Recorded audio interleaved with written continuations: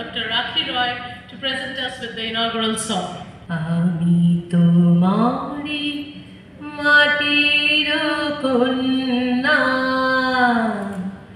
জননী Bashundhara.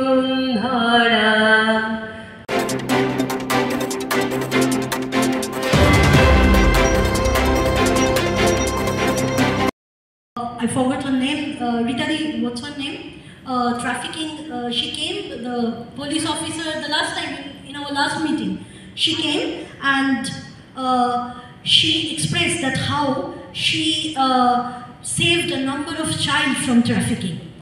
Mention so that students know, because often we found that the students are only interested for their school books, the exams and that particular schedule. So we want to take them towards a bigger world so that they understand the innovations, the discoveries, the stories behind them.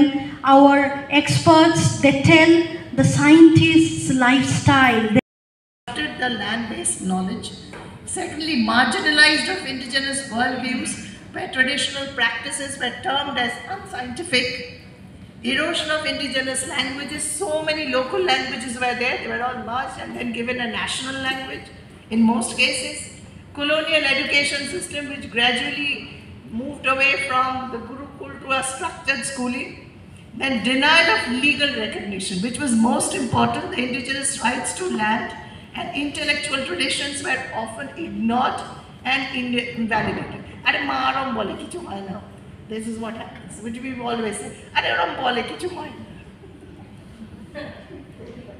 So from indigenous knowledge to traditional ecological knowledge. So first is indigenous knowledge, the evolution of the indigenous knowledge. It develops through generations, blending ecology, culture and spirituality. Colonization disruption, it had happened when colonization disrupted the systems and marginalized indigenous voices. Thirdly was scientific extraction. The way indigenous knowledge has evolved over the ages, one is scientific extraction. Scientists extracted ecological aspects of indigenous knowledge for environmental use, but not for practice. Fourthly, emergence of traditional ecological indigenous knowledge, where emerges the TEK emerges for a term for extracted ecological knowledge. That too at that time was more ecology based than basically holistic and human perspective was given to it. Then traditional ecological knowledge became popular in environmental science and policy. And then finally, it was a call for respect and restoration, where we are now standing today. It's a call to respect the traditional ecological origins. 3 minute 20 সেকেন্ডের একটা জিনিস দেখলেন, সেটা হয়তো মায়েরা বোঝাচ্ছেন কিছু, কিন্তু হয়তো আপনারা বুঝতে পারলেন না বিষয়টা কি নিয়ে। কলকাতা নিবেদিতা শক্তি। এবার কলকাতা না হয় নিউ ইয়র্ক হলেও তারা এক কাজ করতেন, জার্মানি হলেও তারা এক কাজ করতেন, ফিনল্যান্ড হলেও তারা এক কাজ করতেন। মানুষের বোধ বুদ্ধির ভেতরে যে চেতনা থাকে সেটা নিয়ে সে জন্মায়, তাই সে বড় হতে হতে সেই কাজগুলো করে যেগুলো অন্যেরা করে না। আজকে বিদ্যাসাগর অন্য কাজ করে মারা যেতেন না, তিনি সারা জীবন সেই কাজই করতেন যেটার জন্য তার জন্ম হয়েছিল। তাই বিদ্যাসাগরের মূর্তি এশিয়াটিক সোসাইটির ভেতরে দেখে আমার এত ভালো লাগে। নারী কি শক্তি হতে পারে, এটা একটা প্রশ্ন, কিন্তু এই অনুষ্ঠানে গিয়ে লাস্ট 12 বছরের এক্সপিরিয়েন্সে বলতে পারি যে নারীরা যে শক্তি হয়ে উঠেছেন, 7 থেকে 17কে তারা সাইন্টিফিক্যালি অ্যাওয়্যার করছেন। তাই তাদের বক্তব্যের ভেতরে পুরোটা তো শোনাতে পারি না, আপনাদের বোরিং লাগবে, কিন্তু সেখানে থাকলে বিশাল ভালো লাগতো। নিউজ হচ্ছে আপনাদের সামনে তুলে ধরা যে আমাদের দেশের মানুষেরা কি করছেন, খারাপ কাজ করছেন, ভালো কাজ করছেন, অসাধারণ কাজ করছেন। তার সমগ্র সৃষ্টি হচ্ছে আমাদের দেশের গভর্নমেন্ট, তারা কি ভালো কাজ করতে পারছে। তার মানে একদিকে গভর্নমেন্ট, একদিকে নারী শক্তি, একদিকে সাধারণ মানুষের শক্তি, একদিকে জার্নালিস্টদের শক্তি, যেটাকে মিডিয়া বলে। ডক্টর পৃথা ভট্টাচার্য যখন বক্তব্য রাখছেন, তার ভেতরে একটা বক্তব্য তিনি মাঝে মাঝেই বলছিলেন, মাঝে মাঝে না বা একবার বললেন, যেটা আমি অবজার্ভ করলাম, সেটা হচ্ছে যে মাঝে মাঝে তাদের কাজের জন্য টাকার খামতি হয়ে যায়। ভাবনামুখ সেই কাজটা করছে বলে আমি কথাটা বলতে পারছি যে আপনারা খবর কাগজ ব্যাংক হলো।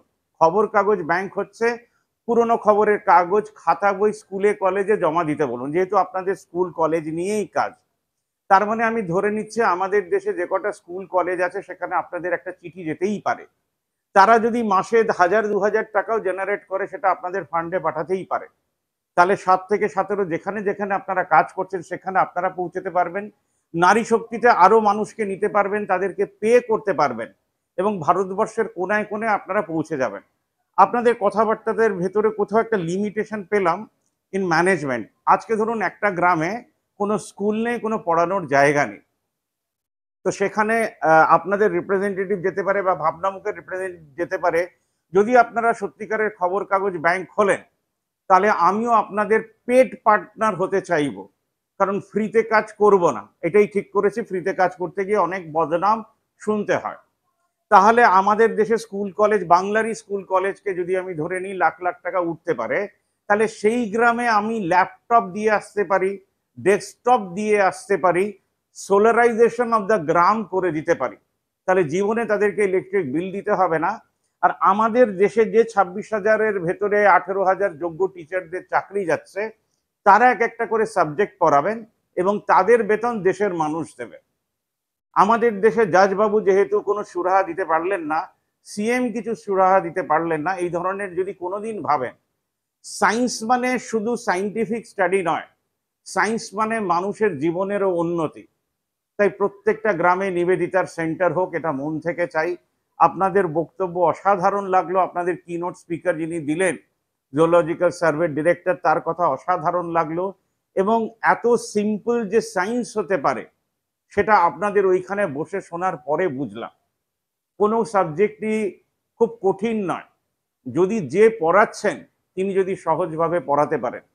তার পৃথক, তার লেন্দি লেকচারের ভেতরে একটা জিনিস তিনি তুলে ধরলেন, ইন্ডিজেনাস এবং আমাদের যে টেকনিক্যাল সাইড ভারতবর্ষের বা পৃথিবীর যেটা আসছে, সেটা হচ্ছে যে আমরা ট্র্যাডিশনকে ভুলতে চলেছি আর সাইন্টিফিক স্টাডির নামে আমরা একা হয়ে যাচ্ছি।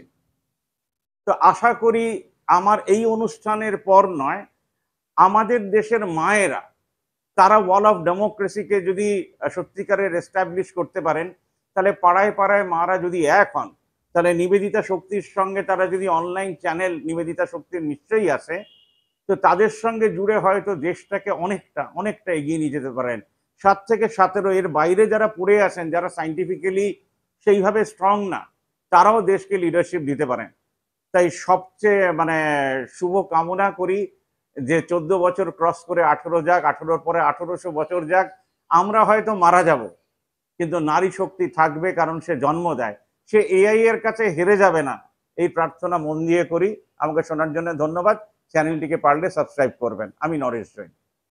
Dr. G.P. Mishra.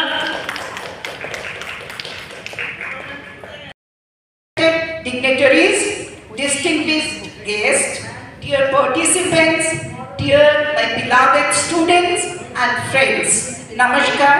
It is my profound privilege and heartfelt duty to propose the vote of thanks on this auspicious occasion, the 14th annual day celebration of Kolkata Nivedita Shakti.